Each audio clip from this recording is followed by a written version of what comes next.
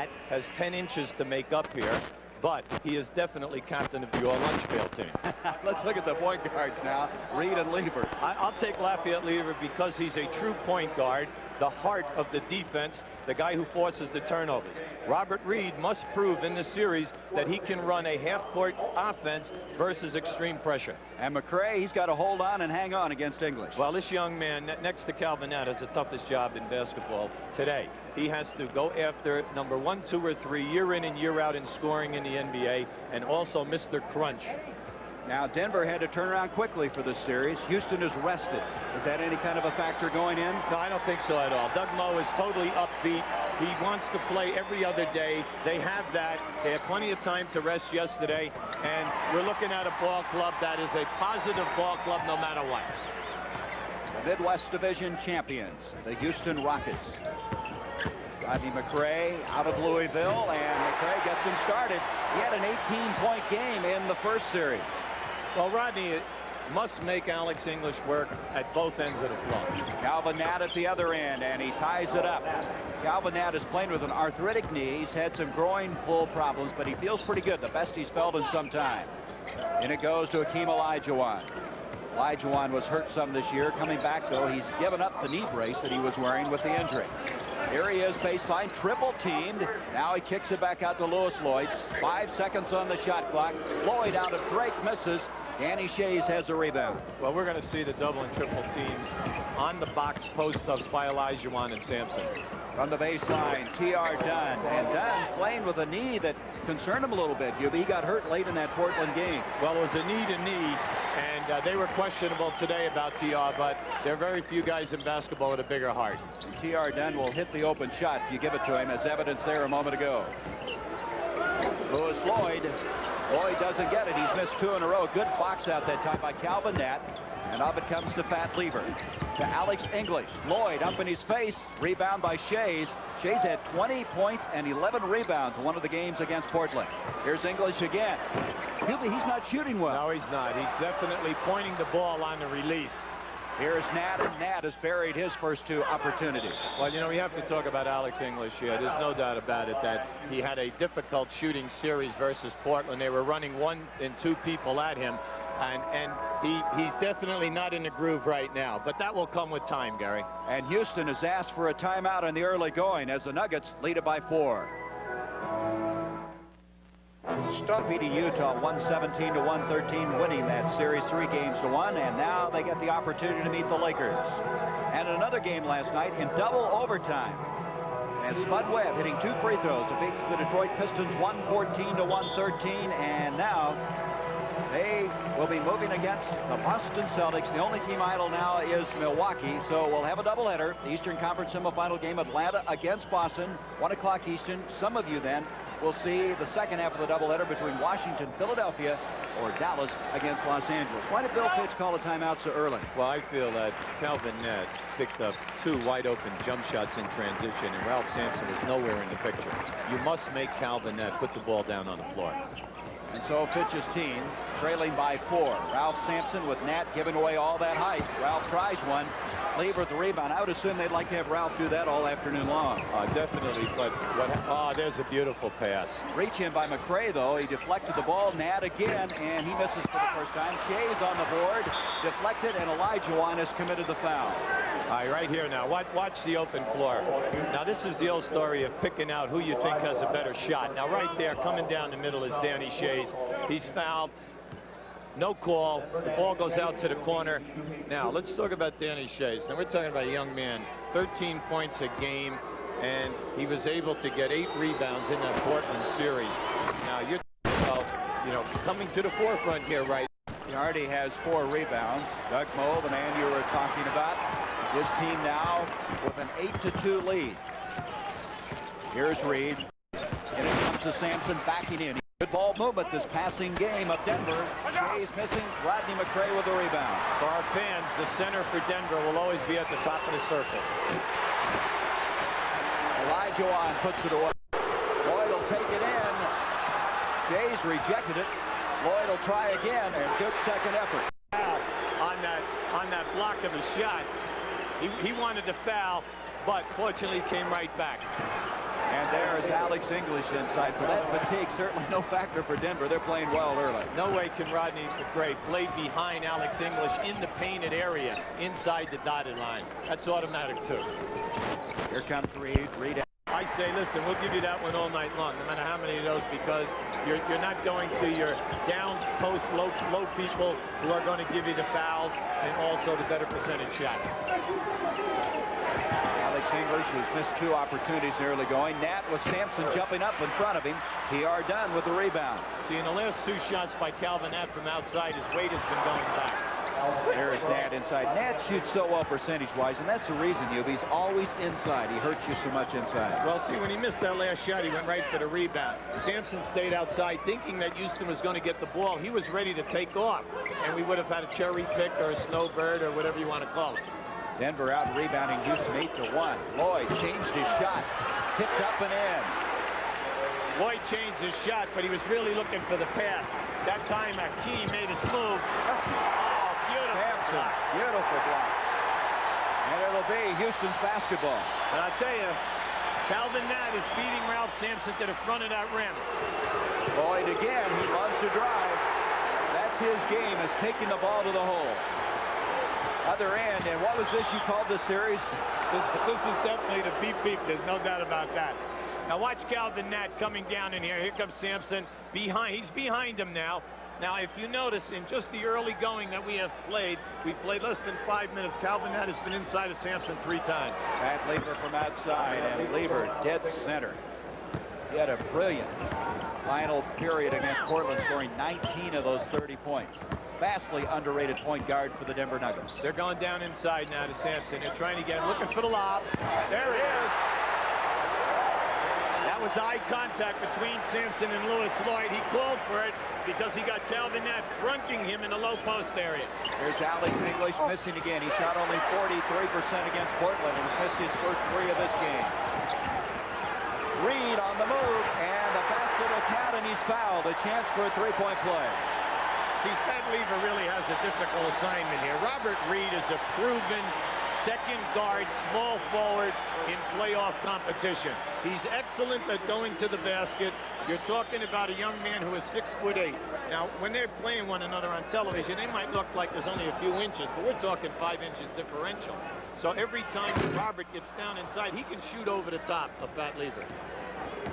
Houston team is not a good free throw shooting team. On the other hand, Denver is excellent. They led the NBA as he had it partially blocked and still found the mark. Sampson got a piece of that one.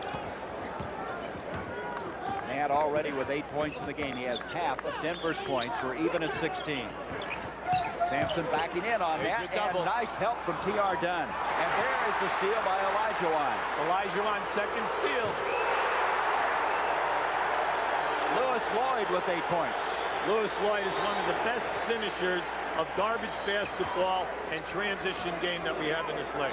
Nat, nice fake on Sampson. Well, if you aren't as big, you go around him, right? Yeah, we said Calvin, that's a hard worker. Now, you see him. He's showing Sampson a perimeter game. Then he gave him a little ball fake that time. It took him right off the dribble to the hole. That's the 5th time he's been inside of him. That's 10 points, too. And there's McRae having to bat it out of bounds by Shays. Houston will reset it. 9 seconds on the shot clock. 5:43 to go in the first period. We're even at 18. Houston's hit their last 5 shots. Olajuwon. Look at that move. Nat keeps it alive until Dunn can recover. Lever out to Danny Shays. Nice change by Shays. He's playing with a lot of confidence right now. He's playing with the confidence, and I think you can see they're releasing him as soon as the shot goes up. Now, that is at least the 3rd time that he has beaten Olajuwon down the floor. Backdoor. Olajuwon can't hang on. It goes out of bounds. It'll be Denver's basketball. Olajuwon pleading his cause. Hakeem this year picked up all his numbers, averaging over 23 points, over 11 rebounds, and there will be a foul. Sampson jumping out on Nat.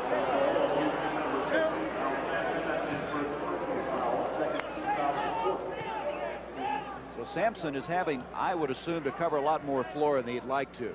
He's making him come out on it. Well, anytime that you're playing against a passing game team and you're the big forward, you're going to be constantly isolated on a wing area, and especially a player that goes so well off the dribble as Calvin Nat.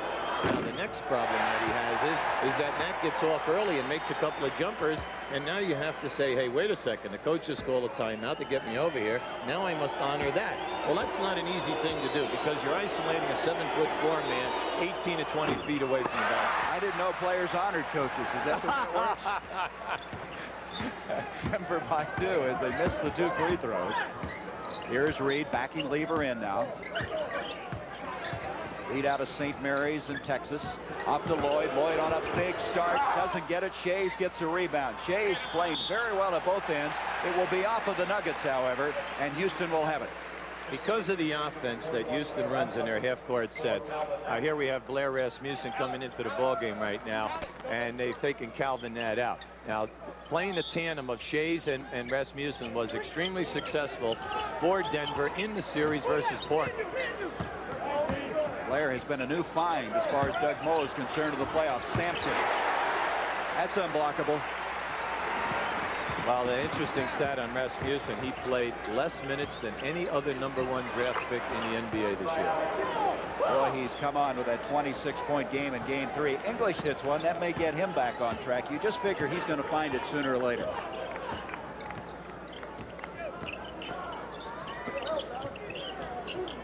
Here's Lloyd jumping out. Dunn on Lloyd. Lloyd from the corner. Isn't it interesting, Hubie, when you get a couple go early for you, then you start shooting with some confidence outside as well. Well, our fans must look at this all night. The Houston perimeter people have to hit the jump shots. Excellent rebound by Reed, who went very high, brings it out of there. 3-on-2. Reed. Rebound. Lloyd seemingly everywhere, and Lloyd has another 2 points. He has 12 in the early going. See, a lot of people might say, well, why didn't they pull that out, set up, get into their half-court offense? Well, that's why we said at the top of the show, this is going to be 120 points, somewhere between 115 and 120. Here's Alex English, and now he's hit 2 in a row. McRae played some good defense. Oh, that was perfect positioning. The hand was up. They're both the same size. There was pressure on a shot, but the long reach of Alex English and his ability to get off the shot at the height of the jump or even fading. There's a foul as Lloyd was fouled on that shot from outside. Another thing English does well is he can shoot so well off balance, as now Mike Evans will check into the ball game. Also coming in is Elston Turner for the Nuggets. Well, these are two fellas now. As soon as Mike Evans comes into the game, our fans must be looking for the three-point shot. Now, Mike has the green light to shoot the three at any time and from any distance. Now, we're talking about a young man who during the course of the year got off 176 threes. That last foul was on Dunn, his first. He sits down in that substitution move, as now 14 points have been registered by Lewis Lloyd. 26-24 Houston. Mike Evans, let's see if he puts one up from three-point range. Here's Elston Turner, an excellent defensive player for the Nuggets out of Mississippi. English, good ball movement. Rasmussen, rejection, goaltending on Olajuwon. See, the thing about Rasmussen is that he is an excellent offensive player. Now watch him drop step down in here when the pass comes down inside. Well, he caught the pass, he drop stepped and went with the lefty hook shot. Now there are so many big men in this league that are primarily right-handed that do not have the lefty low post hook. So, you know, Sampson's going to have his work cut out for him if they keep going to the young man. Shows you the confidence he's picked up in the playoffs to go to left hand. Here's Olajuwon inside. Beautiful play. Basket will count, and a foul by Danny Shays. This is his shot now that Olajuwon has perfected the scoop shot from the left box. Now here we go right now. Nice pick by Danny Shays right here. All right, now the drop-in pass to Rasmussen. There it is. Now, he didn't get up as high as he might want to have in order to shoot over the top, but it was high enough to get the goaltending call. Denver has asked for a timeout. They trail by 2. Who took this game is a freelance style that requires every player to be in constant motion at all times. Well, right now, what we say is when a player makes a pass, he is going to cut or he's going to screen away. Now, right now, this is some, you might say in the early going, the reason why we have somewhat of a close ball game. Calvin Nat has been able to score up over the top of Sampson. Now, people say, well, why does Doug Moe take Calvin Nat at this time? Well, we know that Calvin Nat does have tired knees, and he does have a groin pull. arthritic knee to be exact. He had off-season surgery, and he missed a lot of the season due to that injury, but he says it's the best he's felt. We have Wayne Cooper in the game now for the first time. And here is Turner, who checked in before that last time out. English tries to follow. Olajuwon with the rebound. Lewis Lloyd, who's off quickly, adds 2 more, and Lewis Lloyd is having a brilliant first period. He has 16 points. You must get to him early and force him wide, because once he gets in that 15-foot area, he can complete the play. Evans tossing it over to English. English on the move. McRae right up there with him. Good defense. I tell you, Rodney's been doing an excellent job in positioning himself. Up it comes to Lloyd again, and Lloyd, as he wheels in, traveled with the basketball. It'll be Denver's. Now, you mentioned Cooper's in the game. Many people who know Denver at all know that Cooper's been the starter, but he hurt an ankle, been battling back, played in the last 2 games against Portland as Evans pumps one in. Well, that's his shot. You know, Doug Most told us today that this game will be played in 10-point spurts. He said that the 6 games during the course of the season has showed that consistently. So even if he gets down 10, he's not really upset. There's a misread between Sampson and Olajuwon. 4th turnover against the Rockets. Turner brings it out to Evans. Evans inside, and he had an open shot, I think. Maybe Olajuwon would have gotten there. Here is Cooper on the follow. That may have been overpassed that time. Well, you know what I like so far? I like the strategy of Doug using Shays and Cooper. They're coming to the top of the circle, right down to the front of the rim. That wing catcher had a wide open man in the lane again. Sampson not able to get it. Cooper with the rebound. Cooper coming off his best season as a pro, despite the injuries that have slowed him lately. See, there's Cooper again ahead of Olajuwon. Rasmussen has it taken away by Reed. Reed, lead pass to Lloyd. Beautiful catch, but he doesn't get the shot. A foul will go on Reed, but what a great catch that was by Lloyd. Just couldn't convert the 2. Excellent athlete in the open floor with terrific hands. More important, now here we come on the break here. This is a very difficult pass because the defensive player was in between. Now here we have a tough shot, and he almost gets the roll. Now he kind of thought that he was hit on that shot. Reed committing his first foul. Baseline English. Again, McRae was there. He's giving Alex English some difficulty. Into Rasmussen. Boy, this guy, you wonder why he wasn't playing more early in the year, Hubie. Well, you know, Billy Hanslick, super sub, great defensive player, and also a guy who gets double figures for Denver is not here. This is opening up the playing time. He's getting the playing time, and he has certainly utilized it well. Here's Olajuwon. Nice jump hook. Olajuwon has really put some moves into his repertoire since college. Well, you see, you have to honor him on the baseline now because of the scoop shot. Before, he would always turn into the lane. Now the defensive player, you know, you're guessing because he is so quick in his movements. And it comes to English. 6 seconds now left in this period. Here's Evans up to Turner. Turner at the buzzer, doesn't get it. And we have come through the first period of play in game 1. And we're all even. 32 apiece. Doug Moe's team, who finished 4 games behind Houston in the regular season.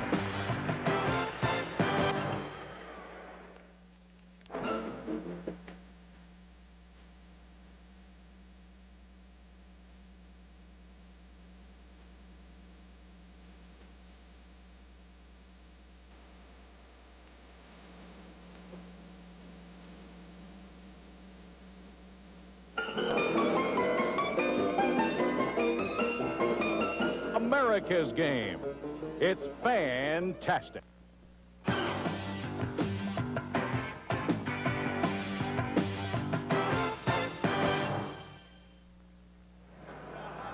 It's tied. We've been tied 11 times in the first period. Anything surprise you? No, I don't think so. The only negative factor for Houston that I see is the 4 and 5 positions. The biggest question. This is the reason why he said that they were not a good road team. We play well. We've been ahead twice in this building this year by more than 10 points, and we couldn't finish them off.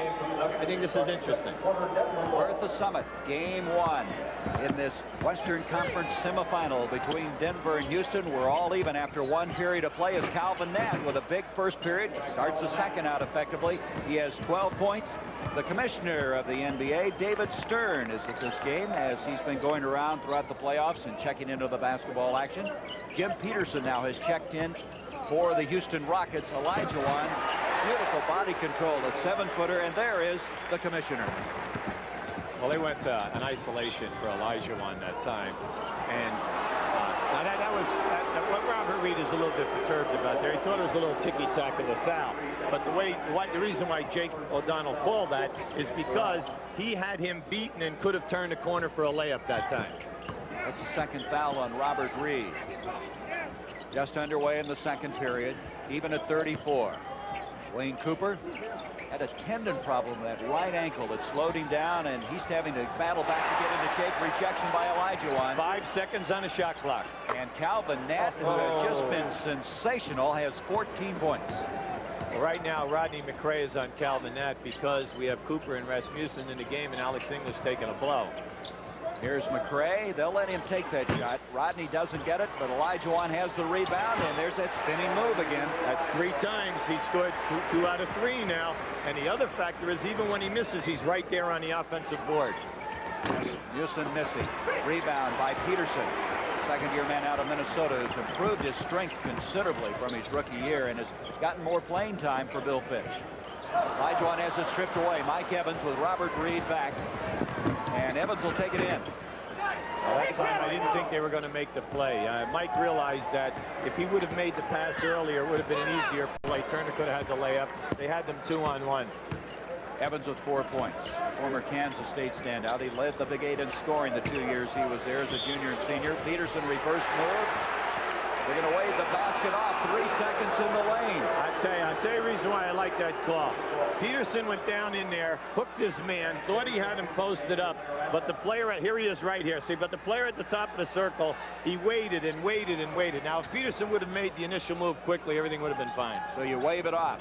The Nuggets by 2, inside 10 minutes to go in the second period. Here comes that passing game. They weave back and forth. Constant motion. Nat again, he feels it. Doesn't get that one. Reed with the rebound. Robert Reed all the way. Blocked by Calvin Nett. Calvin is doing everything today. Crowd here thought it should have been goaltending. And we're going to have a foul on Peterson colliding with Elston Turner. That'll be the first on Jim Peterson. Here we go right now. We're pushing out here right now with Robert Reed. A nice behind the back as he goes to the hole. Look at this block. Now that's just, you know, a player at 6'6" going up, timing the shot, making a very, very strong defensive commitment. Strong game for Calvin Nett. Legends of the NBA, the best come through. Sponsored by Schick. The Boston Celtics trailed the 1985 finals 2-1. With the score tied and time running out, Boston turns to Dennis Johnson to come through. And Larry walks through the lane, coming to the right. And he gets the pass. Goes into the lane. Jump pass back out to DJ. DJ throws on the top, and no time left. Boston wins the all-important 4th game. Also with James at halftime will be a partner I've worked with many times, Billy Packer. As he'll be talking about some of the impact players coming out of high school. It'll be in the collegiate ranks. Well, Doug Moe's getting a great performance from Calvin Nett. He is 7 of 11 in this first half. The bench scoring from Denver's been superb. Houston has had a suspect bench most of the year.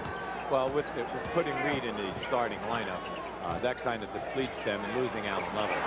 Nice move by Shays. He takes Hakeem Olajuwon inside. He has 6 points. See, what you have to be impressed with today is Rasmussen and Shays posting up with authority. They're not posting up tentatively. They're taking that ball, backing in, making chest contact, and going strong. This is Mitchell Wiggins who just checked in. He's a perimeter shooter, as evidenced by that shot. He hits his first opportunity. A former Florida State standout who led the Metro Conference in scoring a couple of years. Here's Turner moving around, trying to lose the lead, but he doesn't lose Hakeem. Hakeem Olajuwon just blocked that over 2 people. He hardly got up in the air. He reached over. But I thought your point is well taken. It's interesting how young players like Shays and Rasmussen are playing with that confidence. They've gotten over the playoff jitters as Turner missing Olajuwon with a rebound. Turner's missed 2 jump shots today, and mainly because he hasn't gotten into the flow, the rhythm. Both shots, he has been going backwards off of the catch, rather than turning and catching the ball and facing up. That way his momentum would be going towards the hole. Mike Evans commits a foul. as Houston will inbounds it at the 8:44 mark of the second period. Here's Peterson off to Wiggins. They're going to post up Olajuwon in a triangle. Go opposite now.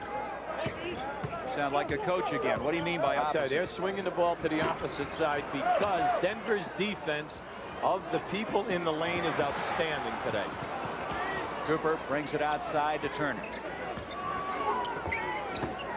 Evans ducking in. Calvin Nat. Peterson trying to stay with him, and Calvin is just shaking him very well, and hits 2 more to give him 16 for the day. Calvin Nat is extremely deceiving, going off the dribble. Plus, he has the ability to adjust his shot where the defensive player might come from. Peterson, little jump hook. Olajuwon tries to follow. Has the rebound. Good second effort. You can say why Hakeem averaged 11.5 rebounds this year. He has 12 points. And Hakeem at 7 foot with a great body control. His maturity not only on the court, Hubie, but off the court this year. He's learned to battle the travel problems. Where to eat, when to sleep on the plane. Here is Evans from outside, and they may have gotten a piece of that, but Evans still able to hit it as Wiggins coming across defensively. Wiggins definitely got his hand that time on the release, but that is not a foul because the hand is on the ball. 44-40, Denver. Olajuwon again. Sampson at 7-4, and we're going to have a held ball, a jump ball. As Ralph tried to take it right back up. What I like about Olajuwon is he's showing us, you know, different types of moves here. He's not catching the ball and allowing his defensive man to say and guess right. He's going baseline and he's coming back in for the hook. The next time he's coming back hook and stepping into the lane. They're going to re-jump this. Interesting, they talk about Olajuwon is still learning the game. What's he going to be like when he learns it all? Well, you know, you look at the young man right now. He's 8th in scoring, 4th in rebounding, and 3rd in block shots. How much more is there to learn? Would you take him? Yeah. Well, I thought Billy Cunningham made an interesting point last week on the Atlanta-Denver. Detroit, Billy thought that, you know, if he was starting a franchise, he would want Hakeem Olajuwon. And when you back up those stats, 23 points a game, 11.5 rebounds, and then the young man also blocks close to 4 shots, and he is only relatively new to the game of basketball. Substitutions now coming in as Olajuwon and Robert Reed will leave. Lloyd is back into the ball game. Rodney McRae has come back in for the Houston Rockets. So they eventually ward the ball out of bounds to Houston after all that difficulty of putting the ball up and on the here's jump. a free man. And the man is Wiggins. What's happened that time was Wiggins' fake coming off the right-hand side of a down screen, and 2 players went right with him on that play. There's a foul on Wiggins. I'm not sure on this play that Evans didn't trip himself, but let's see. The foul will go on Wiggins as Evans now will leave. Pat Lever will replace him. Let's look at it. All right, here we have Mike coming off the dribble here right now, and you're right. It looked like that white line tripped him up that time. It'll do it every time. Yeah. 44-42 Denver, and Wiggins collapsing back, bats it out, and they say Shea's touched it last, and you can see Shea's is in disbelief.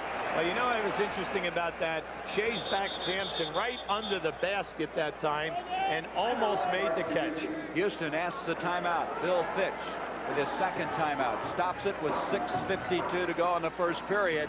Denver by 2.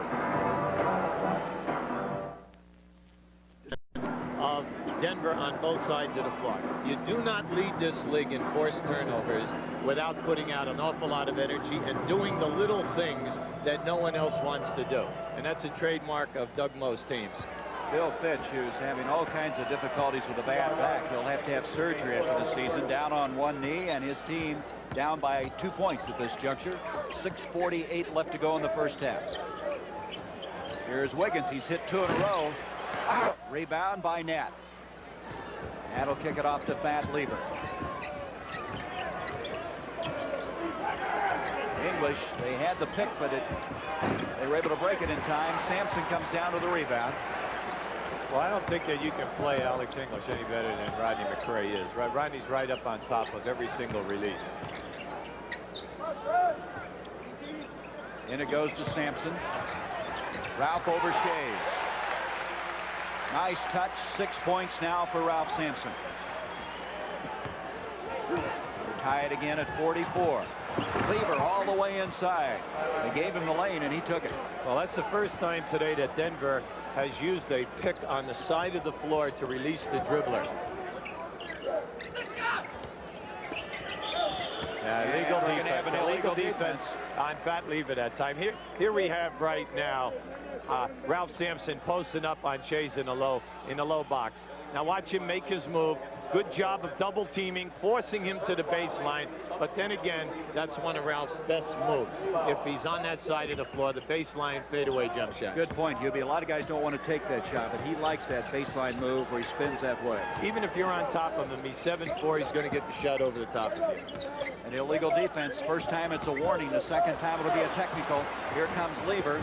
Off to English. Beautiful. Didn't get the shot, though, and it goes off of Houston. That time, Jim Peterson did not give up. Alex English had a 2-on-1, looked like, hey, one of the best scorers in basketball history going in. He did not. Now, here we have Hakeem Olajuwon coming back into the ball game right now for Peterson, but Peterson ran that play down and disturbed the layup. And that's the improvement from a year ago, as Peterson has certainly contributed more in this his second year. Here's Lever wide open. That time, Denver double-picked Mitchell Wiggins in the lane. And talking of picking, T.R. Dunn picked his pocket on that one, didn't he? Well, the Denver guards are famous for running people down from behind. You can be out on a fast break. They run you down. They get a piece of the ball. You throw the ball into the low post, they get a little piece of the ball. Shays inside. Olajuwon had a hand on it. English on the drive. The basket will count, and he's fouled. I want to tell you, I'm really impressed with Danny Shays posting up today. He is doing an excellent job putting his body on Olajuwon and Sampson. Now, he didn't catch that ball that time. That pass was a little off its mark, but he did deflect it right into Alex English, who was going to the offensive boards.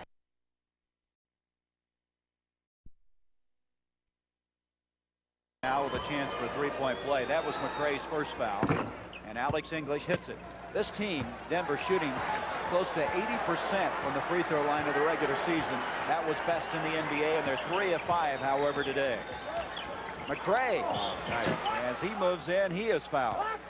Well, we had Danny Shays come across that time on that hit. Looking ahead tomorrow now, we have a doubleheader. The Eastern semifinal game 1 between Atlanta and Boston. Atlanta winning in double overtime to move opposite Boston. And then some of you will see Washington against Philadelphia, game 5, or the start of another Western semifinal, the Dallas Mavericks and the Los Angeles Lakers. McRae fouled on that drive inside, and he's not going to get the roll. See, that was a great rotation by Danny Shays, helping a fellow teammate who was beaten off the dribble. See, when you play good defense night in and night out in this league, it's not one-on-one. No one guy can stop another player.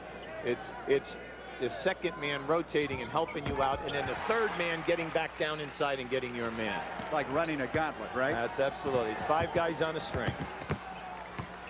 Bad lever has Wiggins picking him up outside. Here's T.R. Dunn out of Alabama. Every year he does such a good job defensively, and he'll sneak open, hit the open shot for him. Calvin Nat. Off it comes to Lever. Rebound English. And a follow. Olajuwon and Lever hit the deck after the shot on the near side. No foul, and the follow inside by English gives him 11 for the game. So Denver averages 16 offensive rebounds a game. In this league, 15 is big, and they are not a big team. Olajuwon had everything but the ball to go in that time. The powerful move. 51-45 Denver. Little spurt now by the Nuggets, and there's Olajuwon. Let's watch this one. Oh, he missed it again. Well, he took his eyes off the dunk to see where Fat Lever was. And now Lloyd gets it. Well, he's still learning the game, right? Well, no. You know, any player that's out in front like that is worried about being pushed from the rear or low bridge. That's a career possible injury. And he did. He took his eyes off, looked for Fat Lever while he was coming down with the hand. And that's going to be off of Houston. That's one of the very few times in this game so far that we have seen a Houston double team where the player coming down was able to affect the shot of the offensive player. Rasmussen will come back in. Calvin Nat will lead. I was watching Olajuwon, Hubie. He's just shaking his head. But, you know, even when you miss it like that, it still leaves an impact on the other team. Oh, listen, that was Olajuwon's 3rd steal of the game. And the young man is doing everything here. 51-47 Denver. Alex English, he has such touch. Look at the arc he had on the ball that time. Well, that's one of the all-time greats. We're talking fluid motion. You know, he writes poetry, but he is poetry in motion when he catches. You'd say silky smooth, what have you. He makes every shot look easy. He led the NBA in scoring for 114 days this season. Reed doesn't get it. Sampson does, and then he is stripped. There he is again. The Denver guards have been really the key so far, getting back inside. Rasmussen and Sampson did a lot of pushing. Here is Lloyd, who started out so well in this game. Rebound, Mitchell Wiggins. Rasmussen changed the shot. Olajuwon tried to change the backboard, and out it comes now to Denver. 2-on-1. Alex English, and he's fouled by Lewis Lloyd, and English hit pretty hard. Yeah, he was hit hard, but Lewis Lloyd, that was a strong move. At playoff time, you can't let people go in and lay the ball up. Now, here it comes right now. There it is. He's going for the block. Watch, there's his jump. He's going. He had a good chance of getting that, but unfortunately, he had to block it with his outside hand. If he blocked with his inside hand, he might have missed the collision. It's very interesting, Mr. Brown. We'll be back with more in a moment. Yeah, well, Houston is banging the offensive board. It looks like they're getting a ton of shots, but a staggering stat right now is that both teams have 7 offensive rebounds. We just had that little flourish down here at the Houston end, but what is happening? Denver is double teaming down inside, kicking the ball out, forcing them to kick out, and we are not seeing the perimeter shot dropping.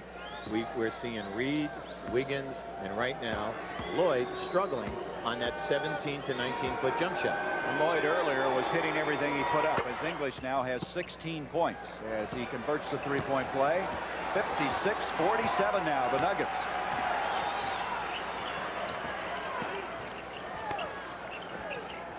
They've got to post Sampson up here now on Rasmussen. Ralph, that turnaround move again, and he gets the roll. And 8 Alex points. English actually got a hand on that, and that's why the ball looked a little bit like a knuckleball that time. Didn't have a lot of steam on it, did it? Well, Robert Reed is putting a little muscle on Alex English right now. Beautiful read of the defense by English. And a nice ball fake that time by English. Out it comes to Lewis Lloyd. Lloyd taking it inside. T.R. Dunn with good defense that time. That was a 1-on-3. But with the green light that you can go to the hole. Alex English shovels it off to Lever. To Shays. They always have that trailer that comes down. The center is always at the top. Here is English, and English with that soft touch. 58-49 Denver. 18 points for English. Now, a lot of people are saying, well, why is Reed on Alex English? Well, Bill Fitch knows that outside of Rodney McRae, you got to give him a blow. Robert Reed is his next best defensive up-front player. There's a reach-in foul as Olajuwon making the spinning move. T.R. Dunn committing the foul. That'll be his second. Third team foul now against the Nuggets as Reed will inbounds from the near side. You've got guys like Sampson and Olajuwon. They put that ball down, you go after. Oh, you must. You just can't let them get the ball up to their waist so that they're going to make a strong move on you. Here we have a low post now. Hakeem rebounded by the other Twin Tower, and that's going to be a foul. I'll tell you, excellent call by Jake O'Donnell. That time Sampson was behind on the block out. He was blocked out. Sampson pushed with both hands, and you'll see it right here. The shot goes up. You'll see Sampson coming down in on the other side. There's your push right there.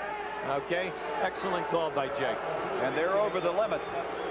And so Denver now will start shooting free throws.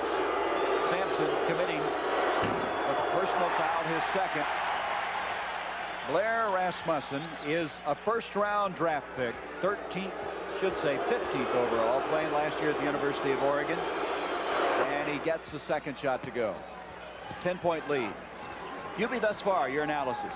No, I like the way the game is going. I think that Denver is playing their game, but right now Houston has not been pressured. They were never pressured like this in the Sacramento series, and they've just got to keep working until they find a groove in a half-court offense. Down low, Sampson. You get the ball that low, it's all over. Sure, that's right. Now, what happened that time was the offensive guard picked the ball further up. Denver pressure is on you. That opens up the wide pass, and the player can't double back as fast as the other way. There's Olajuwon with a steal. That's what concerned Doug Moe, is that they might hammer him inside. And right now, Houston has gone inside effectively with Sampson. Yeah, but Doug said it right off the top that this game is going to be played in peaks and valleys, and it sure is. Hakeem spinning an open move. I think he was surprised he was so open. And all of a sudden now, here's a little spurt by Houston. Well, we can definitely see that the double team can't get there. The shot is going up too good. Beautiful move. And that's the third foul on Ralph Sampson. I'll tell you, this young man has some moves down inside, and it's all done with the head and the shoulders. If you watch him on the catch, he makes the catch. See him, he finds his man. Now watch as he turns. He gives you the head and ball. There it is. Catches Sampson up, has the contact to the hole. Rasmussen now has 6 points, as coming into the ball game is going to be Steve Harris, their #1 draft pick this year from the University of Tulsa. Outstanding shooter from outside.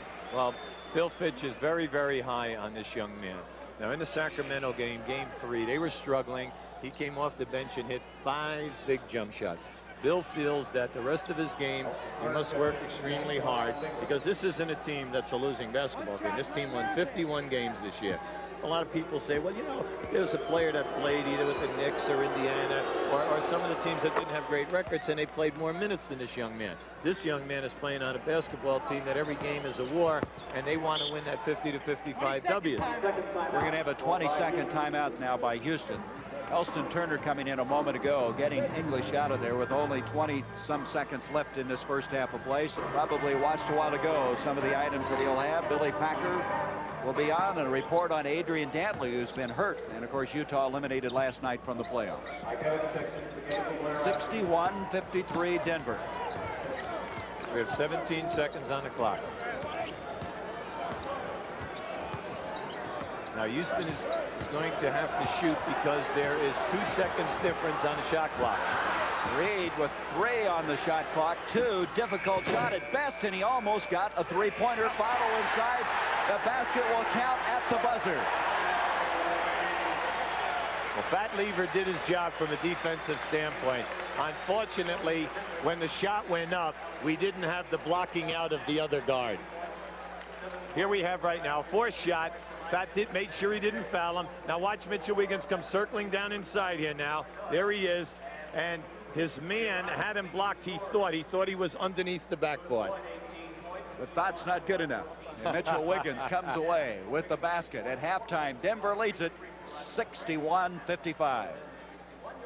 CBS Sports coverage of the NBA playoffs is sponsored by... And welcome to At the Half. Coming up on our show for you today, we'll examine the very strained relationship between Utah Jazz head coach Frank Layden and his top gun Adrian Dantley. We'll also be joined by Billy Packer, who will give us a sneak preview at some NBA stars of tomorrow. But first, let's bring you up to date on some NBA playoff action. In action last night, it was the Atlanta Hawks taking their series over the Detroit Pistons by a margin of 3-1. It was a double overtime affair in Detroit last night, and boy, was it a great one. Dominique Wilkins reached into his bag of tricks to pace the Hawks with 38 points. Not to be outdone was Isaiah Thomas, who puts Detroit up by 1 in the second overtime with this playground move for 2 of his 30 points.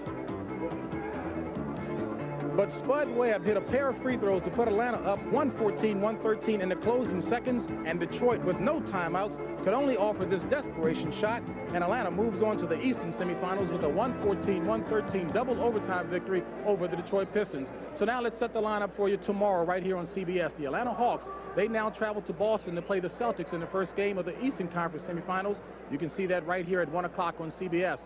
In the second game of our doubleheader, many of you will see Game 5 of the Washington Bullets and the Philadelphia 76ers. Now, the Sixers will be without their injured superstar Moses Malone, who has a fractured eye socket. Now, others will see Game 1 of the Western Conference semifinal between the Los Angeles Lakers and the Dallas Mavericks.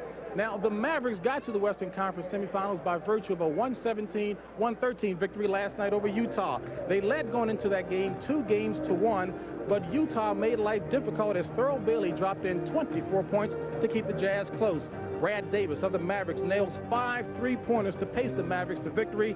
They take it 117-113 to now move on and meet the Lakers.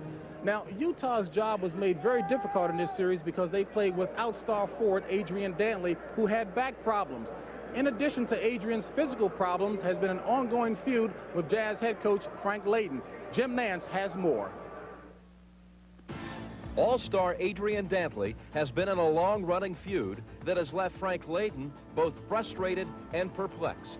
Now, if you yell at a player like Adrian Dantley, or you discipline him, they hold a press conference. When Layden suspended Dantley for one game, citing an attitude problem, Utah's million-dollar captain didn't take it lying down. What's happened is we see that now the individual player has become more important than the organization. Does the coach still have the power these days? The coach has the power. It's just that the players make the most money. You know, my job, Jim, is to go out there and play for the Utah Jazz. I'm not going to get into a fist fight about anything like that. For At the Half, I'm Jim Nance. Trade rumors continue to swirl about Adrian Dantley, and At the Half has learned that in the past year, at least 3 NBA teams have expressed interest in Dantley, but Utah's asking price has been just a little too high.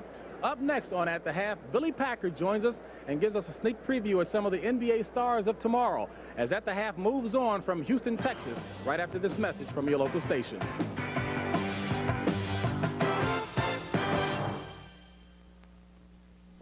Joining me now is Billy Packer, who, of course, is very close to the collegiate scene, but the high school scene as well. And, Billy, it looks like we have a good crop of superstars coming out. You better believe it, James. Every year it seems the talent level gets better and better. I saw Isaiah and Dominic in some of those highlights earlier. In '79, along with Ralph, they played in the McDonald's High School All-American game. And this year's crop proves to be some outstanding players we're going to see in years to come.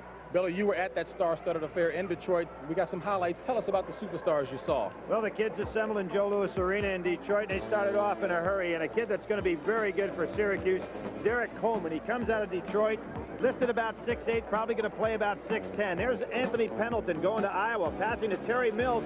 He gets his shot blocked by a fellow that's going to be a future teammate by the name of Ramil Robinson. He's going to be one of the outstanding guards in college basketball. It's hard to believe what he'll do with Gary Grant. Pass on the inside to Mark Randall going to Kansas. Larry Brown's going to love him in that front line with Danny Manning. Here goes Hury trying to go inside, but J.R. Reed, the great player going to the University of North Carolina, blocks it. On over to Steve Hood, who's going to Maryland, and Lefty Drizel with a good drive on the inside. And here we see Coleman again at 6'10", dishing off to Mills, who's 6'10". Big guys can really play. And look at the strength of Ramil Robinson going inside, getting a shot off against Terry Mills. Going to be a great backcourt man. And here's a pass on the inside to J.R. Reed, who's just awesome with his strength and power on the inside. Billy, an impressive group of guys already who look like professionals, but what of that group will be impact players in college next season? Well, I think all 25 kids are going to be major players in the college level, but if I have to pick out 3, I'll go ahead and start off right here with Derek Coleman. He's out of Detroit. He's going to do a great job up at Syracuse to probably take the place of Raphael Addison. Certainly to be one of the premier players in the Big East, and I think even as early as next year, making Syracuse another top 10 contender. Rex Chapman going to Kentucky. Perfect guard for Eddie Sutton. He's a great outside shooter, tremendous athlete who can really leap.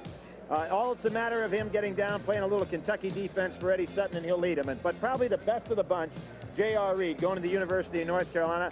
Just a perfect inside player. He's got great power, great strength, knows how to play the game, super attitude, sure to be an All-American ball player. Billy, another former high school All-American, John Williams of LSU, just this week joined Chris Washburn of NC State as an underclassman, declaring his eligibility for the NBA draft. Are there any other underclassmen that you're aware of who are coming out this season? Well, those are 2 former McDonald's All-Americans also. Just, you know, the time goes by so quickly for these kids. I think we're going to see Walter Berry stay. He's pretty solid in that, but it looks like Pearl Washington's going to move on to the NBA. The only one left right now that I think that could be a factor is William Bedford. He's insisted he's going to stay at Memphis State. Of course, everybody knows about what's going on at Memphis State. We'll just have to wait and see. He could be the only impact player to leave at this stage, but looks like Pearl's definitely on the way out. Well, I tell you, Pearl Washington, certainly a lot of New York area fans would love to see him playing. Well, you know, back, James, a few years ago, there were guys that didn't get an opportunity to play in All-Cole Fieldhouse. And it's not the University of Maryland. Check the guy out with the knee pads. He played for a man that's the chairman of the selection committee for the McDonald's All-American team, Morgan Wooten. So there you are, James, back in the class of '69. Too bad you came along a little too early. Some kind of surprise. Not only was that a long time ago, that was 60 pounds ago, Billy. Billy, thank you very much for joining me on the half. It's been an awful lot of fun. Gary Bender and Hubie Brown will be back to set the action for the second half of today's game. But Rodney McRae only has 2 shot opportunities, so you can't say, hey, McRae's not doing it. They're going to Sampson, Lloyd, and Olajuwon, like you would expect. So they've outscored him 34-13. Let's watch Alex English. This is typical of his game. Well, here he's being fronted, and you saw a little push off that time, but all the good ones are able to use their forearm, make the catch, and he beat Olajuwon on that rotation with the high arc. Well, we've heard about Sampson, Olajuwon as the Twin Towers, but there's 2 guys that have contributed in this game for Denver. Well, you know, everyone said they'd never do it in this series. Shays and Rasmussen averaged 25 points and 8 rebounds versus Portland. Right now, 13 points and 7 rebounds at halftime. Pretty interesting. All right, what about the keys as we start the second half? Well, I think that the Houston has to shrug off the guard pressure by the Denver people, getting back inside and knocking the ball away. Now, if they can stop that and get into like the last 6 minutes of the quarter, that Denver's going to be in a lot of trouble. Well, Houston got a great start from Lloyd, but it ended. He had 16 points in the first period, only 2 in the second, and in that second period, Houston shot only 40% from the field, as opposed to Denver's 52. Yeah, but see, Denver's scoring at the one end, and there aren't that many transition moves. Nice fake by English, and he starts out the second half very effectively. He has 20 for the game. See, that's why he's so great. He's such a good shooter on the catch turn that you must honor that. It was honored, and then he comes right back underneath you. Been tough for Denver to defeat Houston here. They've won only 1 time here in the last 3 years. 8 of the last 9 by the Rockets. There he is again. That's Olajuwon's 5th steal in this game so far. Here's Sampson. They leave him open, and he cannot hit it. Olajuwon steps out of bounds. It'll be Denver's basketball. It's hard for a big man to shoot an open shot like that. Sometimes they're better with a guy up in their face. I don't know about that. I think it's anyone that's open that much. I don't care whether you're a guard, small forward, or what have you. That's a tough shot. Here's English, has it deflected. Nat saves it to T.R. Dunn. Calvin Nat, who started this team off so effectively. Lever from outside, and he was only 2 of 7 in the first half. That's a good stat, guys. See, they need him in this offense to open things up so that the passing game cutters below the top of the circle have to challenge and cut. His man cannot be back in there cutting off the airways. So Denver now has bumped it up to their biggest lead, and we have an illegal defense now being called against Denver. That time, Fat Lever on the other side of the floor was in the paint. His man was out past the 3-point circle. You're not allowed to do that. You must be above the foul line, and he is in the next zone.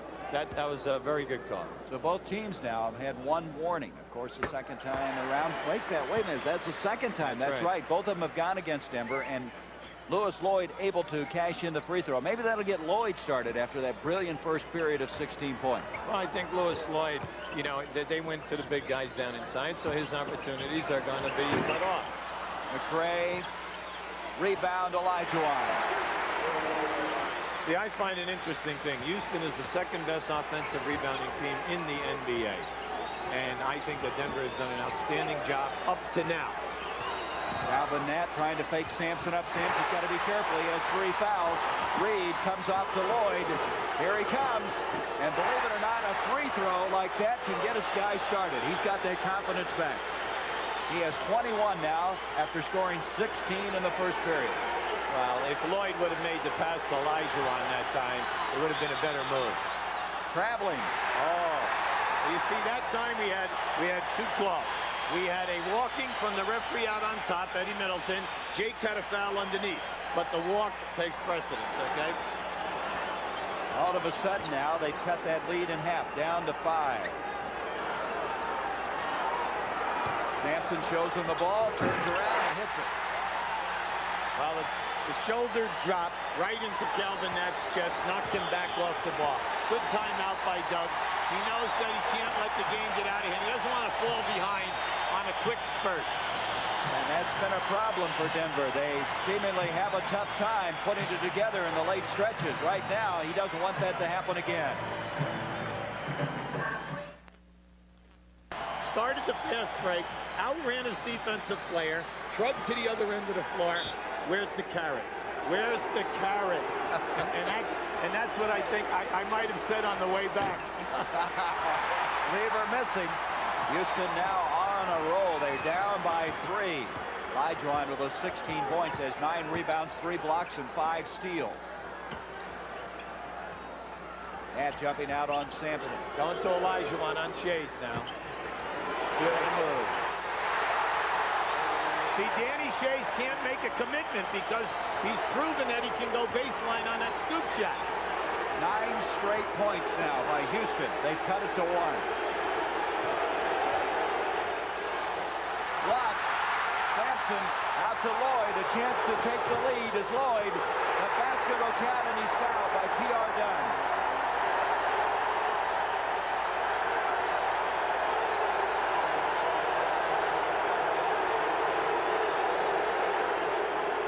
Right now we have Hakeem posting up on Danny Shays. Now watch the quickness on this move. Nice fake, and there he goes. Now Shays must honor that as a defensive player because of the possibility of the scoop. Here we have them. They're back on top, 67-65. The reason they've had 12 unanswered points to get to that stage of the game, and that one's thrown away. And Denver right now has lost their poise. Well, that time Danny Shays was moving. He did not call. You never throw a post man the ball unless he calls for the ball. Olajuwon again. And the Houston Rockets now have a 69-65 lead in game 1 of this Western Conference Semifinal. And look at this crowd. Listen to them.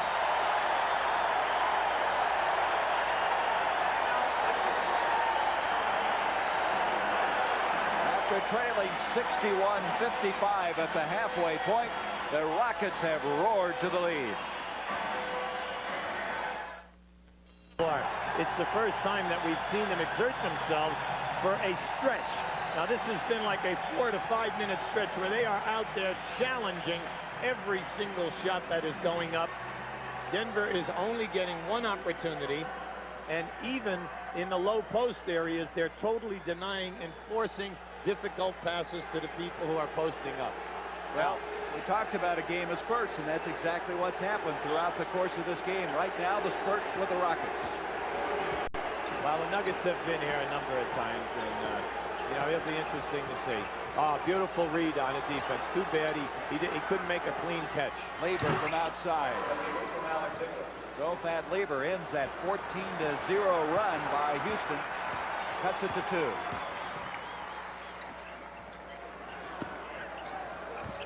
Steal. T.R. Dunn. Lloyd trying to catch up, and Dunn gets it. And it's all even again. Well, we keep saying that you can never underestimate the Denver guards. They just keep forcing the turnover that gives them the easy score at the other end of the floor. Dunn had 155 steals in the regular season. Help on the way, but we're going to have a foul. You see, that time, that was an excellent foul because Hakeem Olajuwon is a notoriously poor foul shooter. You know, in his short time in the NBA, he consistently shoots in the 60s. Now, he's only a 64% shooter.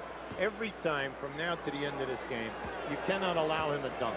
Anytime he gets a layup or a dunk, you know, you've got to foul him, force him to go to the line. He's not going to miss the dunks, so he'll make 9 out of 10. On a foul line, if you only make 6 out of 10, you're ahead. If it comes down to a close ball game, it's smart play. English committing the foul his first, and now Olajuwon 0 for 2 from the line, now hits his first. 70-69, Houston.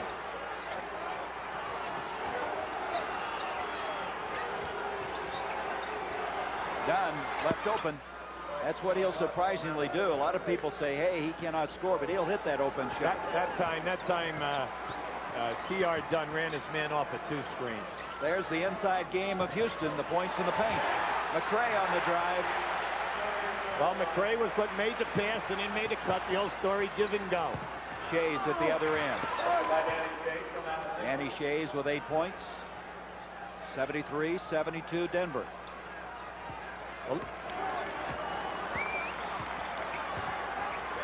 Well, they need those points in the paint. Houston's getting them thus far, Hubie, but still find themselves down by 1. Reed, tough shot, but he got it. Well, that running one-hander like that's not an easy shot. Well, you know, Reed struggled offensively, 2 for 7 in the first half.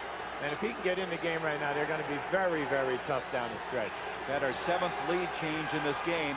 And Olajuwon commits the foul, and English is hurt. Well, the fans right now, they want the block. It was definitely a block up on top, but the body put English down. Hakeem with his second foul. Hakeem this year has fouled out of 9 games.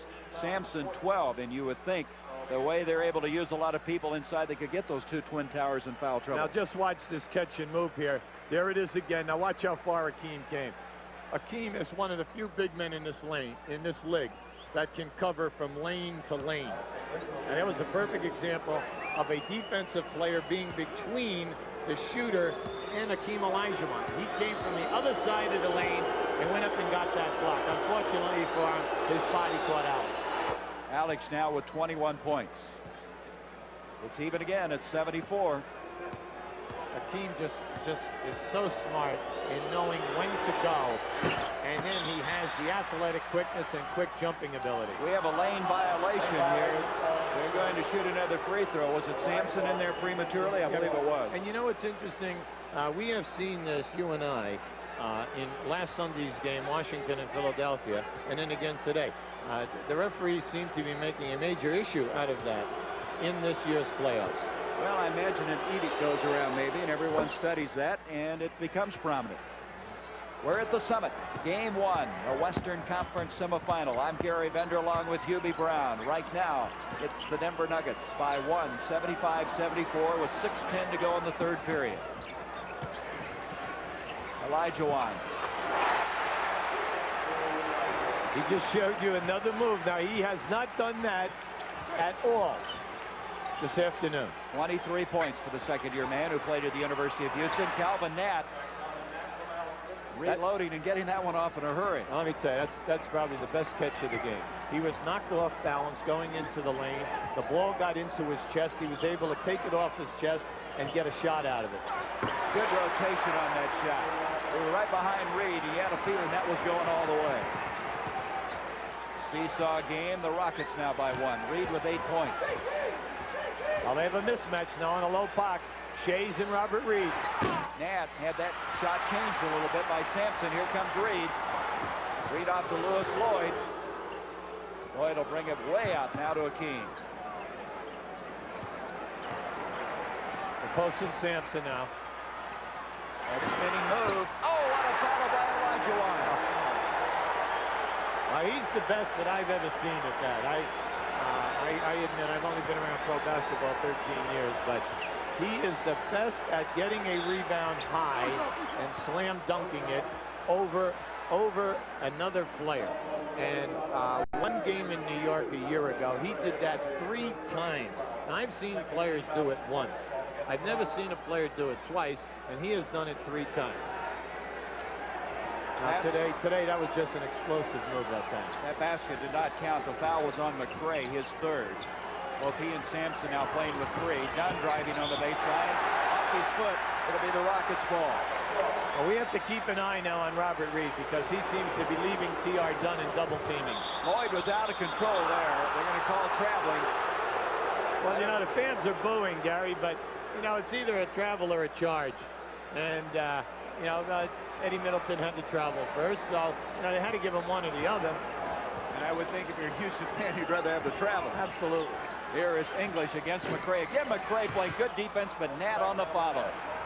Calvin Nat at 6'6", following inside. That's his game. He has 20 points. Well, Ralph's got to do a better job blocking Calvin Nat.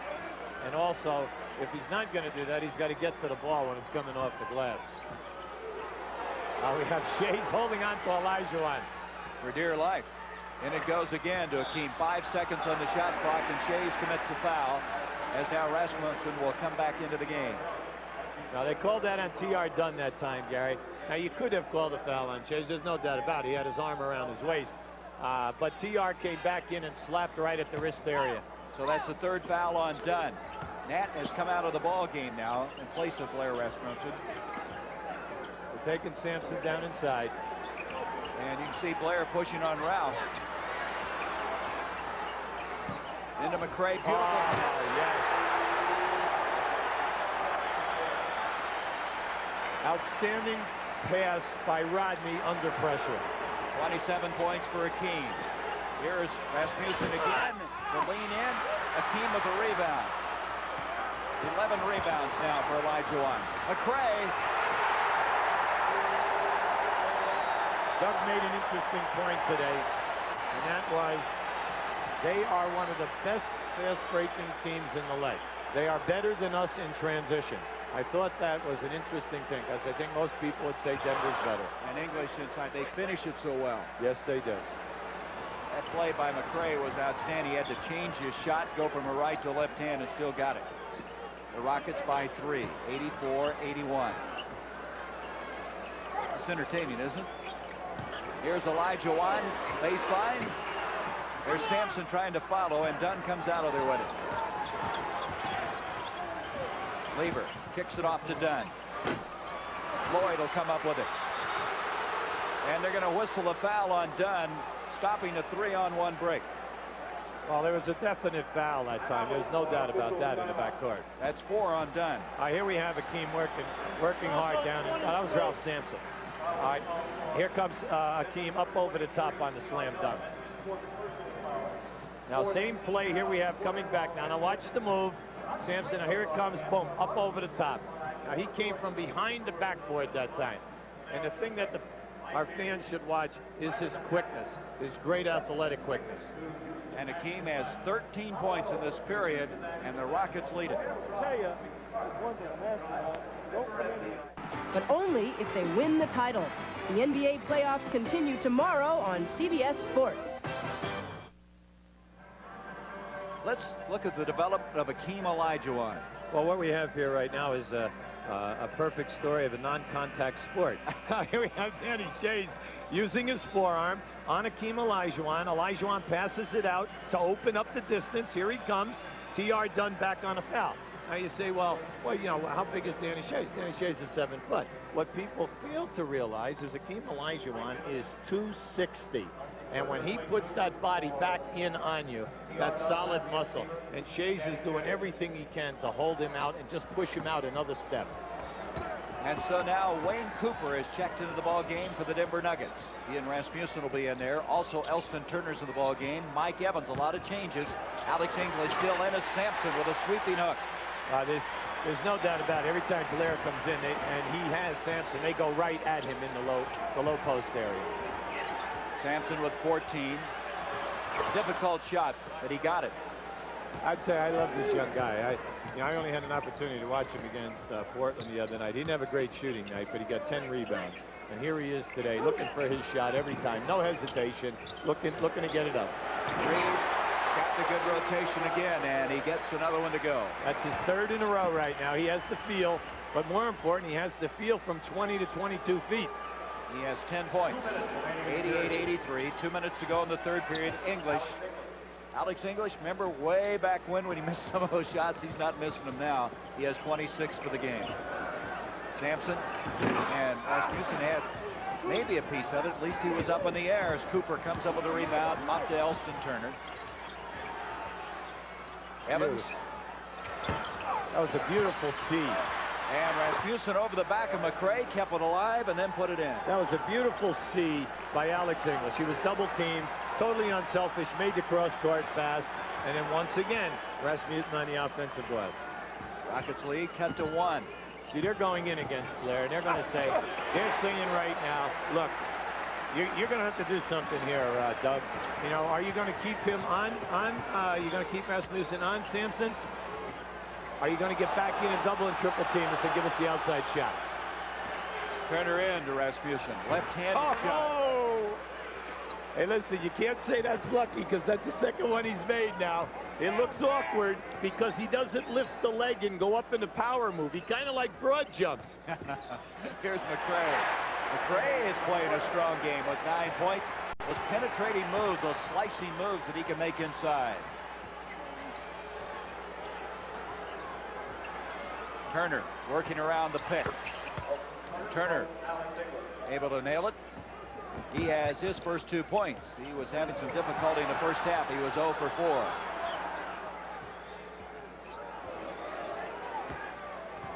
Sampson is calling for the ball on the right-hand side of the floor now. Reed rubs off Evans, Beautiful. then gives it to Sampson and a foul. That's pick-and-roll basketball. Once you come off that pick and the defensive man steps out, then you should always get the ball back to the man who's rolling to the basket. Field goal situation in the third period. Denver 14 of 22, Houston 16 of 21 as substitutions now. Calvin Nat comes into the ball game. Jim Peterson now has checked in for the Rockets. Sampson is not a good free throw shooter. He and Hakeem struggle in the 60 percentile, and you get these tight games in the playoffs, a lot of pressure starting to occur at the free throw line. Well, you know, both young men only shoot 64%. That's why so many times you have to say to yourself, when you're in a crunch situation and they're going to beat you for an easy basket, you must put them on the line. Sampson now with 18 points. You see the time left in the third period. We have 8 seconds on the clock. 6. Rasmussen to the baseline. Sampson, they're going to have to hurry. 1 second. That will count if it goes, but it does not. And so we have played through 3 periods. Houston 94, Denver 91. We'll return to the Summit in Houston, Texas after this word from your local station.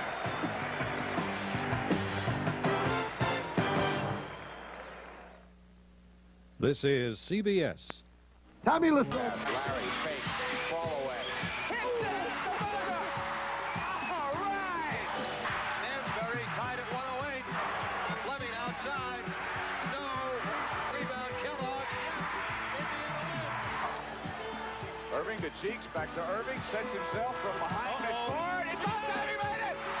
Julius Irving with a three-point shot from America's game. has won the game. It's fantastic. Incredible shot. Sports coverage of the NBA playoffs. Trying to say to Doug and the Denver guys, look, you're going to have to do something here. But I want to bring out a coaching point. If the Denver guards are going to smother the ball on the pickup out on the perimeter, and they're going to lengthen the area of the pass, when the ball goes in, the guard cannot get all the way back inside right now, and that's what we saw in the third quarter. They're picking the ball further out, and the pressure is tough on the ball. Consequently, that guard cannot be in 2 places. We're going to have another illegal defense. That is the 3rd time it's been called against Denver. Illegal defense violation has been called against another. So Lloyd will shoot the free throw. Yeah, but you see, when you're scrapping and you're trying to double team, when you're outmanned, when you're Rasmussen and Cooper down inside, you must rotate. Unfortunately, you're going to give up some zone calls. But why does that happen? Because the guard is out deep, applying pressure. The double team must come from another area to that double team area. That's the stat we were talking about earlier, the Twin Towers. What a third period they had. 95-91 as Lloyd converts the technical. Here he goes inside, and the foul. The basket will count, and Lloyd now has really come out of this game after a brilliant first period, has come back in the third and fourth period, now has 27 points. Well, watch this. Now watch the double team from the top of the circle. There he is, but his man came down in, then forcing Denver to make the next rotation from the low post area in. Now Rasmussen was just late getting there. But let's go back to the initial. The man who is passing the ball in is not going back and doubling that. They're doubling from the top of the circle. 28 points for Lloyd, and Rasmussen spins away from Peterson. I'll tell you, that was beautiful. I'll tell you, this young man really has a feel for back to the basket moves. Excellent. Would he be able to wear a Knicks uniform? Oh, he did. The way we pass the ball inside. First of all, we'd love all the catches he'd get. Peterson, maybe not a wise shot, and we're going to have a held ball. Peterson may be trying to make up for what happened at the other end. Took a shot that's really not his shot to take. And so they'll jump it up. 11-11 left in this game. I'm interested in Sampson. Now, Sampson is really livid about something. And it's either the shot attempt or that he's been fouled. He's not showing anything right now. He's you know, just walking around. But he was, maybe he felt that he was fouled, you know, on the grab of the ball. Hakeem comes back into the ball game. Got that quick blow as Reed follow McCray. That is what Louisville does so well in college. That's where he learned that. Don't even bring the ball back down. I'll tell you, that was a beautiful follow. That was a forced shot by Robert Reed. McCray with 11 points. 7-point lead now for Houston. Calvin Nat, he's been quiet. Doesn't get that one. Reed's got it. You've got to watch now. You can't let it get away now because there's 10 minutes to go.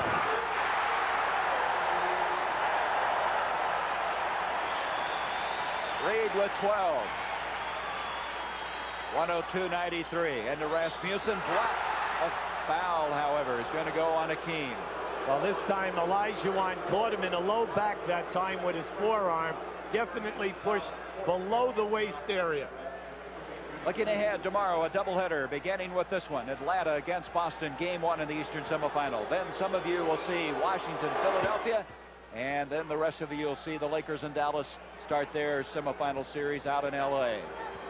Rasmussen, another free throw coming. Doesn't get it. Sampson with the rebound. 102-94 Houston.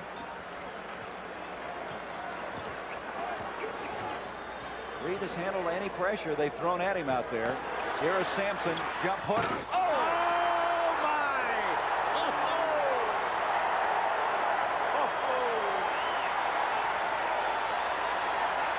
The play of the game. Let's go back to it. Hakeem Olajuwon. You talk about athletic, explosive power. This is sheer power. The people in the building are up. Watch this shot now. They're coming down to double team. Here it comes. Now just watch this. My, oh, my, oh, my. And here is Sampson trying that little jump hook. Look how far he came with that right hand to swoop it in, and Houston leads by 10. I've never done a commercial. Rasmussen, that's him. And when the shot is missed, that allows Olajuwon a clear shot at every offensive rebound that comes off. Now, you say, well, Rasmussen better stay with Olajuwon. Well, then you're going to allow the guy who is double teaming back his man to score down the lane. So, you know, it's the old story, 6.5 dozen, or however you want to say it right now. When you have an athletic move like Hakeem's, I don't know if it does any good to stay with it. I think it kind of helps, though, to have Sampson on one side, Olajuwon. Yeah, right. Oh. Yeah, that is blocked by Hakeem. They had a set play after that timeout, and Hakeem just messed it up with that block. Well, you know, Calvin knew that he had the shot. His only trouble is he kept looking for, you know, Olajuwon, who happens to be everywhere right now, offensively and defensively. This is interesting, why Sampson is so high. And as he wheels inside, yeah, offensive foul. Yep, it's Ralph pushing off. You know why I find this interesting? Because he has been so successful low. Now, I know he's probably saying, look, I want to give him another look right now. That's a three-pointer. Yes, indeed. Mike Evans at his best. He gets the green light, doesn't he? Well, you know what happens? The guard, you're not even thinking that he's going to take it right now. But every time he's on the floor, you have to say to yourself, I've got to get to him, between the center circle and the three-point shooting circle. They'll set those screens way out for him, too, if he needs them. He didn't need one then. Here's Hakeem. And the shot will go, and he's fouled by Shays. You know what? That was a great call. That was a great call by Eddie Middleton. Olajuwon gave two moves. Everybody was moving. He got triple teamed. As he started up on that shot, you watch now how he gets it in the lower part of the back. Watch, he's got three guys in here now. Now watch. Now here he goes. He goes up on the shot. Now watch. From the rear, he gets boom right in the back. 31 points, 12 rebounds, and 5 block shots for the second-year man. The former Nigerian soccer goalie, who is today showing the NBA some moves you don't see very often. Evans again, another three-pointer. Now, you see now, Robert Reed and Wigan, and Lloyd. Now you can say, well, look, I'm running down the floor. I've got your man deep. You've got to get back up here and get my man. Hakeem dumps it off to Lloyd. Rebound, Hakeem. He's everywhere. And this time, T.R. Dunn comes out of there with it. A 7-point lead for Houston. Evans looked like he's thinking about another three-pointer. Oh, he was. No doubt about it. Here he is for a three. Kicks it off to Dunn. Boy, what ball movement, but they lose it. And Hakeem will go unmolested. Hakeem Olajuwon. That is his 6th steal. You know what's sad about that? The player was open on the cut, but the bounce pass was behind the player. Three-pointer. I don't believe it. 3 in a row now for Evans. Now, you see, you can say all you want. Now, this young guy, the people say, well, he's got the green light. Yeah, but he makes them. This is the guy that takes them and makes them. He had 39 three-pointers in the regular season. The all-time three-point shooter with 129 in his career. He's hit 3 here today, and he's keeping Denver in this game. Right now, the Rockets, with 8:02 left in this game, lead it.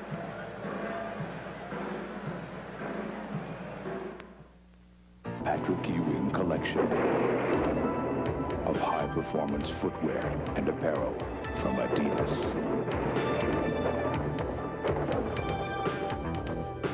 It's unstoppable.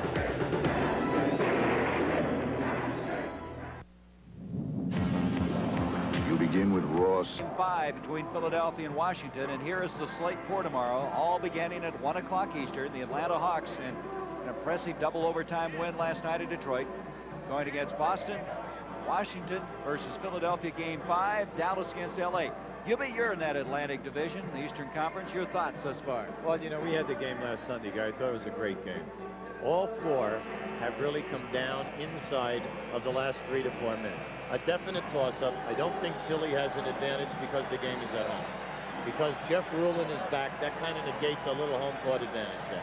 And, of course, Moses Malone, I guess he's been counted out for the rest of the playoffs. A real severe blow for Philadelphia, because Rulin, in his short appearance the other night, 13 points, 7 or 8 rebounds, you know. Talk about an inside game. Well, Houston's had it. 72 points in the paint. And that guy's got most of it. Hakeem Olajuwon. 109-103. Evans' 3 three-pointers has really kept Denver within striking distance. McRae not able to get it. Evans with a rebound. Terrific pressure by Alex English. Went for the block that time. PR done. Wiggins is in the game now, trying to shadow Evans, keep him from that three-point shot. Open. Here's English. Rebound tipped out to Sampson. Here comes McRae. Mitchell Wiggins out to Sampson, and they'll reset it. 7.5 minutes to go in game 1. We got a 2-man game on this side now with Sampson. There's the lob. And he can't funnel it, and it's going to go off of Houston. Looks like he hit his elbow that time on the rim. Yes, he did. That disrupted the catch. But the pass was right on the money. Everything when he comes off is eye contact. Beautiful fake by Nat, and he wheels in, doesn't get the shot, though. Hakeem instead has a rebound. Olajuwon now with 14 rebounds. Just can't get over how Hakeem has improved from a year ago. He's not even the same player. Here is Sampson, that spinning move. And so the Rockets trying to take a 1-game-to-none lead in this semifinal. Leads at 111-103, 6:49 to go in the game. I'm Gary Bender along with Hubie Brown, the coach of the Knicks, as Calvin Nat gets that one. That's the first points, Hubie, from a starter in this 4th period for Denver. That's been all bench scoring in the 4th period up to that point. Yeah, but in the first half, Denver had 15-6 in bench scoring. And, you know, we failed to say this. You know, Houston's only playing 7 guys. Here's Reed. Good positioning by T.R. Dunn. He does the little things. Off it comes to Evans. Here's Nat again. He's setting up for a 3-pointer. Evans having a tough time shaking Mitchell Wiggins, who's playing some good defense on him. Nat driving. Wiggins collapsed over defensively. Shea's on the follow. Batted out. It'll be Denver's basketball. That was terrific defensive help. Nat had Sampson beaten off the dribble. Olajuwon rotated right over, forced a definite degree of difficulty shot, and that's how Danny Shays was able to slip inside for the offensive rebound. Going to wipe up the perspiration from the floor. 6 minutes exactly left to go in the game. 6-point lead for the Houston Rockets. Nice move by Shays. Shays, and we're going to have a foul on Hakeem, who got a hand on him. That time he caught Hakeem sleeping. That time when that ball went from out of bounds to Calvin Nat, Shays made a very quick move, used his forearm, and reversed Olajuwon. 3-pointer again, and Evans looks human anyway. He missed one. Both teams now with 2 team fouls with 5:48 left to go in this 4th period. Evans going for the steal on Reed, and that'll be a foul on Calvin Nat. That was good team defense, though. Calvin knew that he could not stay with Robert Reed on the dribble, so he went for the foul. That's only the first foul on Calvin Nat. Third team foul on Denver. Sampson jockeying with Nat. Gets help. English collapses back. And we're going to have a loose ball foul against Houston. Olajuwon that time up over the top.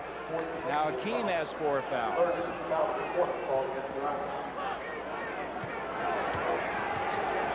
.5:30 left in the game.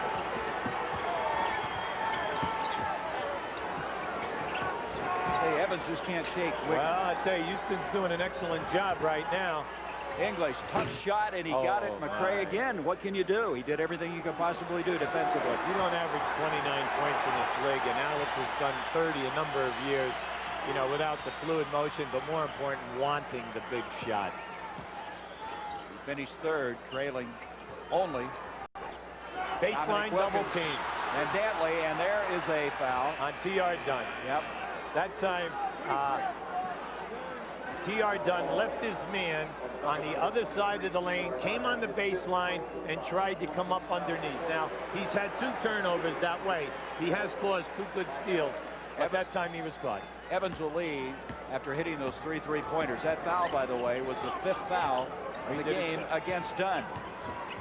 Reed. That was a beautiful pick and roll, and Robert Reed lulled his man to sleep. He just gave him a little rocker move, and he wasn't going anywhere. Then here comes the big step. Into Calvin Nat, and Nat is fouled. Trying to continue that shot on the way, showing his strength inside.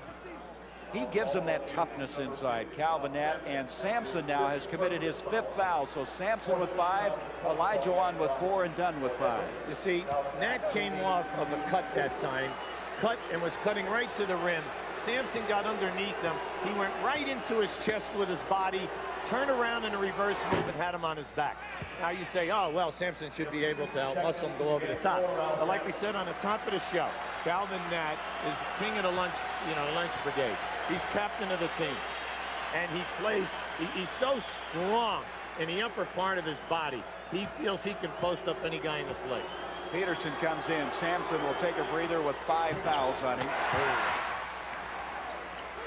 113-108. Houston with the lead. 4.5 minutes left. Both teams now with 4 team fouls. Rodney McRae handling the ball now. Wiggins shaking T.R. Dunn. Wiggins with 8 points, but he also did a fine job on Evans defensively. Now picking up Pat Lever. This is a good move by Fitch because they have to honor Wiggins from outside, and they might not with Louis Lloyd. There's a foul. McRae reaching around on Alex English, committing his 4th personal foul. It's one thing that Doug Moe told us was he thought he might be able to get Houston into foul trouble. It's starting to happen. Now both teams, the Rockets have committed their 5th. Yep, they're over the limit. They're over the limit. Now the Nuggets have committed 4 at this time. 4:03 to go. English with 28, now 29 points. You know, when you're a good shooter, when you start slow, it doesn't bother you. You don't have that kind of confidence. You think the next one's going in, and English has come on after missing shots early in the game to score 30. There's the team fouls Hubie was referring to a moment ago. Over the limit is Houston.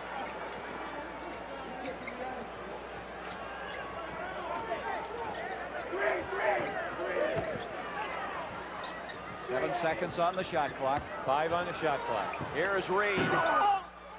And they didn't get a very good shot on that. And as an end result, it's over the back, and it will be Denver's basketball. I'll tell you, if that ball ever came down, Mitchell Wiggins was definitely inside, and he had a great opportunity for an offensive rebound. 5-point lead for Houston. There is a 3. Yes, sir. And he doesn't get it. Hakeem comes up with a rebound. 16 rebounds for the 7-footer. See, Doug Moe never gets discouraged, though. He has allowed Mike Evans to do this year in and year out. And Mike will know that if he's open on the next one, he'll take it again. And he made that turnover happen with just some very heads-up defensive play. Went for the steal, and all of a sudden Reed lost him and passed it to him. The reason they have forced over 21 turnovers a game this season. And we're going to have another foul as English is fouled. Committing the foul is Wiggins, his second. Now they're in the penalty. You know what you like about Alex English? And here's a great score. There are an awful lot of guys who score a lot of points, but when they get double teamed, they'll force up a shot. That's why when we said earlier, Alex English always looks like every shot he takes is a good shot. Plus, the player opposite, here we have Ralph Sampson reporting in. Now, Alex English will always find the diagonal free man on that deep skip pass if you're open. Now, that takes incredible concentration.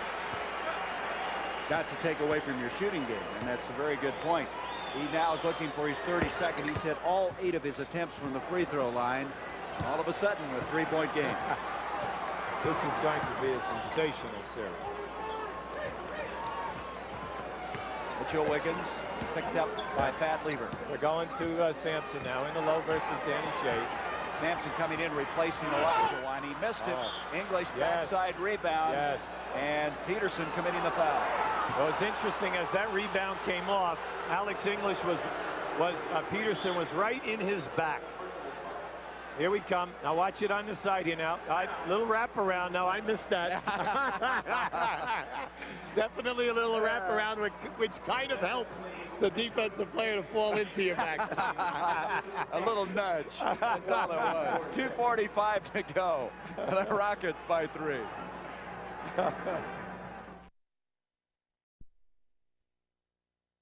And the English they're doing it down the stretch. Don't forget, Captain Nut. He's not the captain of the team, but you know, he's there, and he has been doing it in the paint. I mean, he has been just absolutely physically strong in the second half low. Alex English at the line. He's 8 of 8 from the stripe, 32 points, 115, 112. And I thought you said it well, Hubie. What a series this is going to be. The first and the best of 7, and there English missing his first free throw. Well, you know, you really don't see that often. Alex English is an 86% shooter from the line. He gets the next one, and it's a 2-point game. 2:45 to go. Evans trying to give Reed difficulties. Handled this very well all game long. Here's your pick and roll. Now they're going inside to Olajuwon. Big decision now. When do we double? Jay stays with him, but that's no good. Gee, that was a great shot, mainly because he was even to almost being behind the board that time. Evans trying to get the three-pointer underway. Can't. 36 points for Olajuwon after that last basket. Plenty of time on the shot clock. 10 seconds. Alex English rebounds his own miss. Will follow and doesn't get it, but he's fouled. And the foul will go on McRae. That's 5 on Rodney. You know, it's always great to watch a good offensive player play, because once that shot left his hand, he hit the floor and was moving to the right side of the rim. He knew where that ball was going off of Carroll. An awful lot of people play this game, and they just don't have any idea where the shot is going if he misses. Alex now missing his second free throw. This is rare.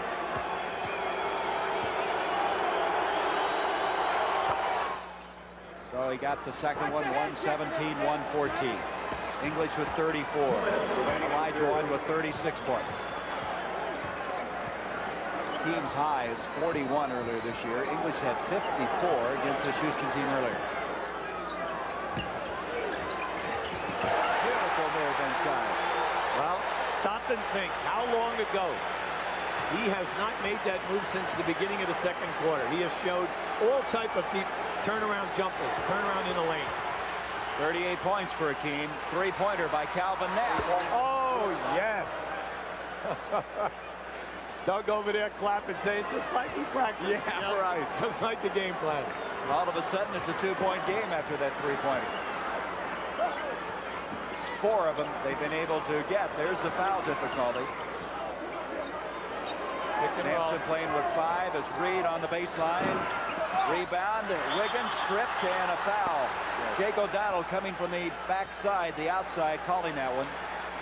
see, once again, Mitchell Wiggins is down inside of his man. Now, we have said that on 3 occasions now. Right before the half, he gets the one as the buzzer sounds. He was inside of one when the ball went over the board before, and he was just inside again, and now he gets fouled. His man is double teaming. That lever is leaving him to double team and help out, and Wiggins is doing what you should always do, is get to the front of the ring. He has contributed, to say the least. That foul on Nat, his second. Wiggins now with another free throw. Mitchell Wiggins, and former #1 draft pick, Indiana, traded to Chicago and came over here, and the Rockets are glad to have him.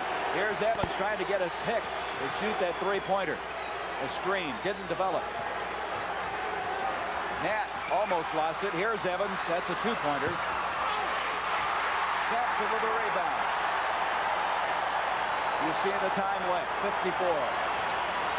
Plenty of time here. Especially when you can shoot the three-pointer like Denver. Oh, yeah. Now, would that be a foul? It is on Hakeem, a charging foul on Olajuwon. Good call.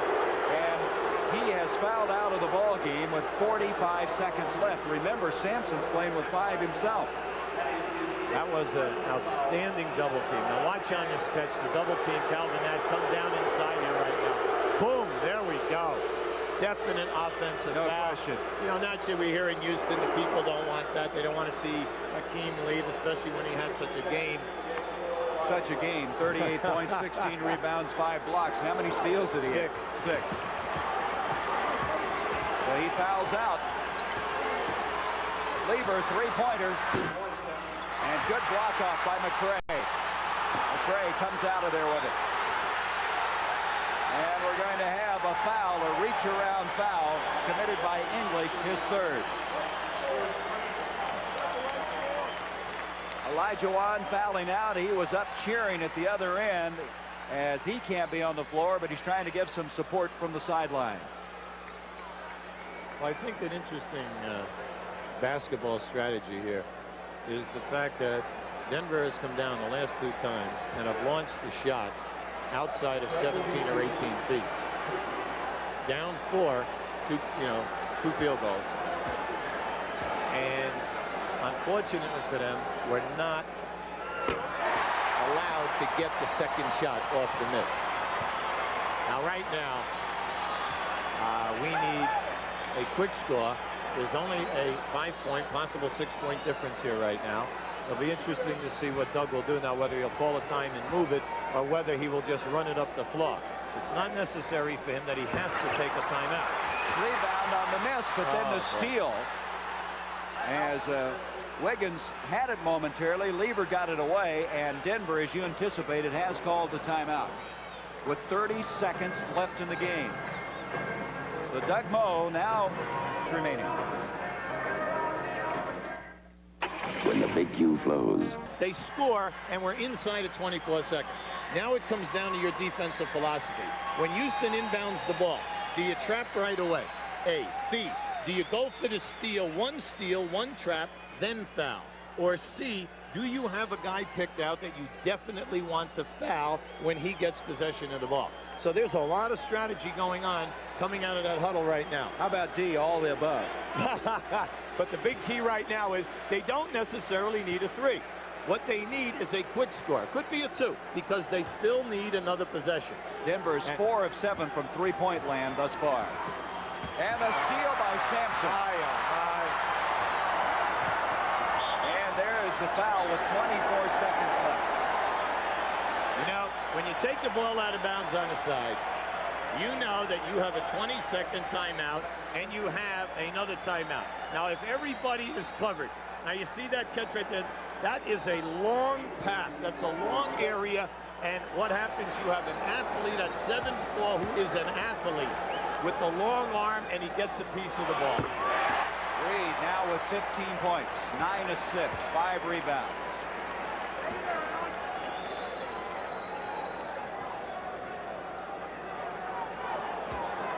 .123, 117, a 6-point lead, and now 7. And so Houston continuing to be very tough at home. With lost only one time to Denver in the last 3 years. Nat tries the three-pointer. McRae brings it down. Trying to go for the steal is Evans, and McRae is finally fouled. The NBA playoffs, and I tell you, this has been an outstanding way to begin the semifinals, as this is one of many you'll be seeing here as we continue our coverage of the NBA. Tomorrow, a doubleheader, beginning with Atlanta-Boston. They'll begin in Game 1. Then Washington-Philadelphia will be going into some areas of the country, Game 5. And then Los Angeles and Dallas out west begin their semifinal series. Substitutions now coming in. Hank McDowell, number 8, will check in at the first opportunity. Also Craig Elo, as Bill Fitch will get some reserves in the last 10 seconds. Well, let's look at this game. The leading scorers, Olajuwon with 38. English with 34. Olajuwon had 16 rebounds, 5 blocks, and 6 steals to go with that. You can see why they won the Midwest Division. They finished 4 games ahead of the Denver Nuggets. They started out the year winning their first 20 games at home and finished 36-5 here in the Summit, so they like this place. Here's a three-point attempt by Evans, a little flat. Nat follows. It's like playing volleyball. I tell you though, if I'm Doug Moe and I'm a member of the Denver organization, you know, I'm happy. I'm not happy that we lost, but I'm happy for my ball club, because my ball club knows that they can play with these guys. Nothing has changed over the last month of the season. 126-119 the final. Houston takes a 1-game-to-none lead in this best-of-7 Western Conference Semifinal, as is Olajuwon, Sampson, the Twin Towers of Texas, who did such an outstanding job. We'll be back with some post-game comments in just a moment.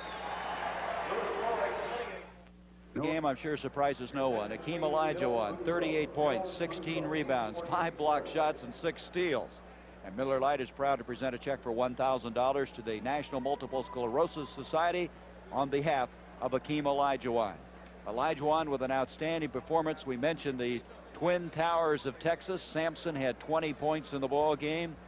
Outstanding game by Lloyd, who finished with 28 points, 16 of those coming in the first period of play, as this Houston Rockets team now showing how tough they are at home.